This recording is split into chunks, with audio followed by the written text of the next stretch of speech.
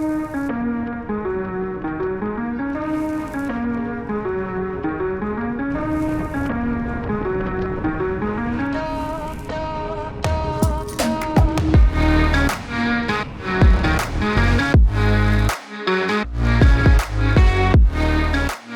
guys, welcome back to the channel. This is not an Insta360. This is a GoPro Hero 8.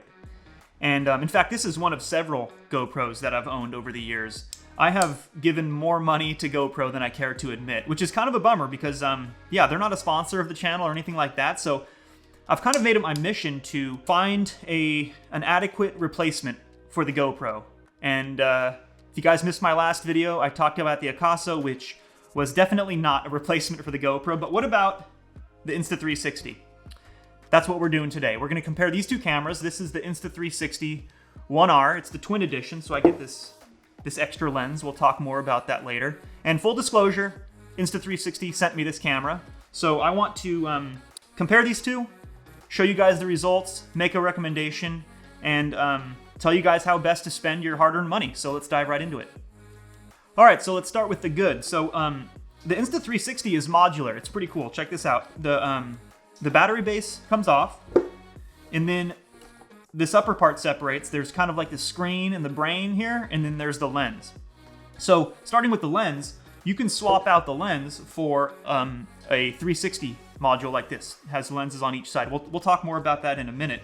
But for example, you know, if a rock flies up in a race and cracks the screen, no big deal. Buy the new screen with the GoPro, the 8s in particular.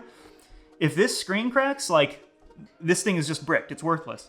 So this is pretty cool. You can save yourself some money there if you're really rough on these cameras.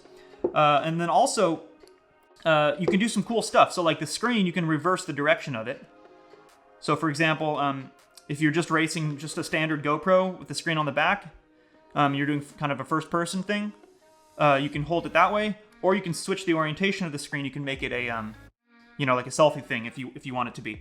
The battery base. Now this is kind of interesting. So you can buy a chubby battery base and you get like twice the battery life or something like that. And for those of you guys who do like criteriums, like myself, you're probably aware that the newer models of the GoPro, like I think starting after the 5 or the 6, the battery doesn't last a whole crit, which is kind of a shame because I will just want to push a button and then forget about it. Once they blow the whistle, push the button and then you're done with it. But this doesn't last a whole 1 hour criterium. So you have to, you know, pick the perfect timing to push the on button.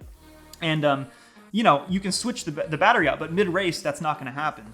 With the Insta360, you can buy the thicker battery base and then you can slap that on. You can push one button at the beginning of the race and not worry about battery life at the end of the race. That's pretty cool. And I want to talk more about this 360 module because this is kind of interesting, really. If you're interested in 360 footage, this is another big bonus. Is you can buy this whole package right here. It's called the Twin Edition. I'll send a link down in the description. And you can save yourself a lot of money because if you buy the GoPro version, you're looking at like the Hero 8 or now even the Hero 9. And then you're looking at the Hero Max, and you're looking at spending like $1,000 for those two cameras. You can kind of get that for about half price with the Insta360 in the form of this twin package, and that's pretty cool. But that leads us into some of the negatives, and there's unfortunately for Insta360, there's quite a few of them, and starting with image quality, which is obviously a huge consideration when you're looking at buying a new camera. So let's get into that. But actually, before we get into the technical stuff and the video quality and things like that, I want to talk for just a second about probably my biggest issue with this camera. Insta360 sent me 2 of them. The first one just didn't work at all. And let me explain why. This is a huge issue that I had. You have to pair the camera with your smartphone before the thing can even work. You can't record a single second of footage before the camera is paired to your smartphone and like verified or something like that. It's basically a way for them to get you to download their app and use their app, which is kind of a shame. I mean, if you're spending $400 or $500 on a camera, it should just work. Like, it shouldn't depend on you downloading their app too, and I was pretty upset to see that. And here's why. The first camera that I opened just wouldn't pair with the phone. And I looked more into it, and after doing a bit of Google research, I learned that this is not an uncommon issue. A lot of people are having this issue. So You know, in Insta360's defense, I brought this issue up and they sent a replacement out right away.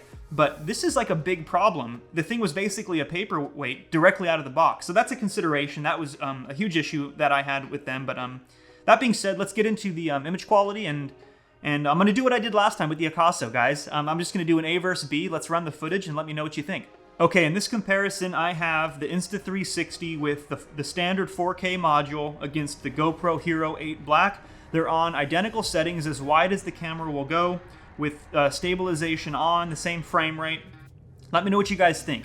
Do you like camera A or camera B?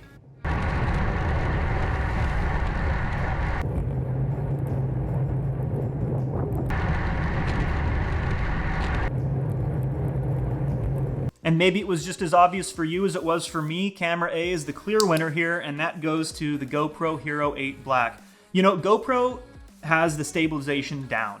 I don't know what else to say. These other cameras are just playing second fiddle. They're just playing catch up. And in this case, it's not just the stabilization. If you freeze a frame, you can tell this too. The field of view is wider on the GoPro, so you're capturing a bigger image. Important for bike racing. The colors are more accurate. So I don't think there's any disputing GoPro's the better image here. Clear winner. And not only that, GoPro has more options, higher resolutions, more frame rates, a lot more flexibility. It's just a better creative tool than the Insta360 with this 4K mod. There's other small things. I mean, the UI is pretty bad on the Insta360. It doesn't really work when you touch it. It doesn't respond as well as the GoPro. The screen's much smaller. Battery life is about the same on both cameras. As long as I'm being picky, this little door for the SD card is just a nightmare to work with, especially if the case is on there. And speaking of the case, this thing is incredibly bulky with the case on there. The case is terrible. And you need the case to mount it to, you know, your helmet, your handlebars, chest mount, anything like that. You're going to need the case for the Insta360. The GoPro 8, on the other hand, has these little built-in legs and a much smaller form factor. The last thing you want, you know, is this enormous camera on your head. You already look dorky enough when you have a camera sitting on your head, which is a good segue to the 360 mod, because that's what you guys might be wondering is, okay, what about the 360 mod? All I've talked about so far is this 4K mod, which is basically the knockoff to the GoPro. So let's talk about the 360 mod. I wanted to like this 360 mod so much. In fact, that was probably the thing I was most excited about when Insta360 reached out to me for this review, was getting this crazy 360 perspective, because that's something you just can't get on the GoPro 8. You have to buy a whole separate camera, the GoPro Max. And that's like another $500. Who wants to do that? So I was excited to put this thing on my helmet. And again, the thing with the case for the helmet mount is enormous. It's kind of ridiculous. But setting that aside, what does the actual image look like? And on paper, it's 5.3K resolution. There is so many pixels to deal with. And I thought, this is going to look like a dream. And I can change the focus. I can change the framing whenever I want. This all sounded great until I actually put it into practice. So this thing can only go on your head, right? With a 360 mod like this, you can't put it on your chest mount because one side is just looking directly back at you in your jersey. You can't put it on the handlebars because one is just going to be looking at your front wheel. So the only logical place to put this is on your helmet. Sounds good enough, right? But let me fill you guys in on a little secret that I have. The way to make really dynamic, engaging footage that looks really fast is a really wide angle, really low perspective. And that's why my handlebar mount is my favorite place to put an action camera, because it's closer to the front wheel, it's wide angle, and it makes you look like you're going 1,000 miles an hour. So when you put this camera up on your helmet or a GoPro or anything else from that higher perspective, it almost looks less exciting, almost looks like it's in slow motion. So that's the one issue I had. The other issue I had is, so 5.3K resolution sounds great. And it is, it's a huge amount of resolution, but let's not forget, that is literally 360 degrees. It's 2.7K on this camera, and it stitches with 2.7K on the other side. So when it comes time to framing your shot in post-production, you're cutting out, 80% of those pixels are just thrown away in the edit. So 5.3K sounds great, but really what it ends up being is like 720p, and the image just kind of looks when you're done with it. And we're spoiled with 4K, and we're spoiled with really high resolution, really clean images. So 1080p is not the end of the world, but it's not the 4K you get in the GoPro Hero 8. On that note, this footage, I have an aging PC where I make all the videos for this channel, and it's fine with all the GoPro footage.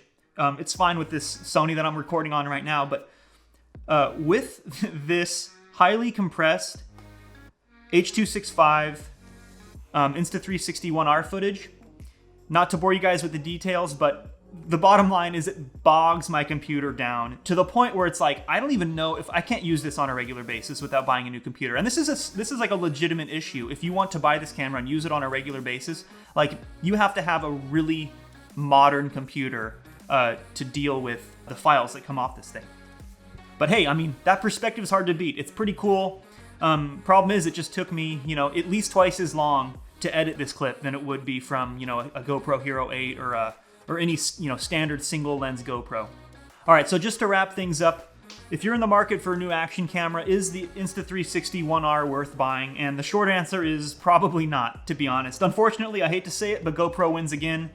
I don't even have their newest model, but the GoPro Hero 8 just pretty much demolishes the One R when it comes to single lens footage. So that's the big caveat here, is if you really like that 360 perspective, then the obvious choice is the Insta360 One R, because you can buy this twin package for about the same as a modern GoPro camera, and you basically get two cameras in one. And there is a case to be made for this 360 mod, because it does truly record in 360 degrees. So, if you're the type that just wants to set it and forget it, put this thing in 5.3K, stick it on your helmet, press record. It's going to capture what you want to capture. The problem is, it's not going to capture it very well. You're going to be limited to a pretty muddy looking low resolution image at a low frame rate, and you're going to be stuck with this one perspective on your head.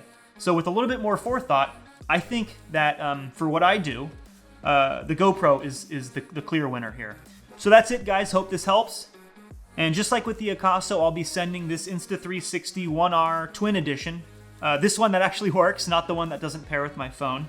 I'll be sending this with the original box and all the accessories to a subscriber of the channel. So if you haven't subscribed yet, please consider doing so. It's totally free. And drop a comment down below. That's where I'll be choosing the winner, a random subscriber from the comments section. Let me know if you like this video, what kind of content you're looking for, whether it's race related, whether it's equipment related. Look forward to engaging with you down there. As always, thanks for watching, guys. I'll catch you at the next one.